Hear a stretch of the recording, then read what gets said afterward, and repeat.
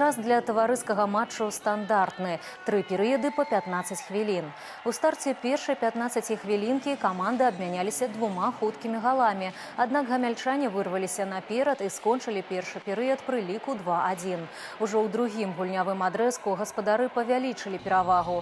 Каманда Старадуба закінула 4 шайбы, але гэта не дапамагло атрымаць перамогу. Выніковы лік матчу 13-5 на карысць Гомеля. Наши ребята едут в Брянск, играют, выступают.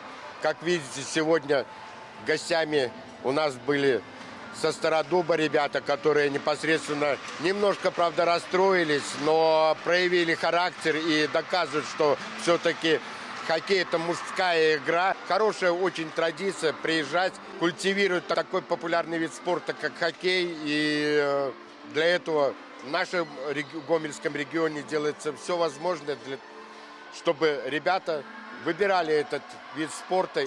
Спартыўнае супрацоўніцтва беларускага і расійскага рэгіёнаў актыўна развіваецца. Толькі за 2025 было праведзена 50 турніраў па розных відах спорту – хакеі, адзінаборствах, гімнастыцы і іншых.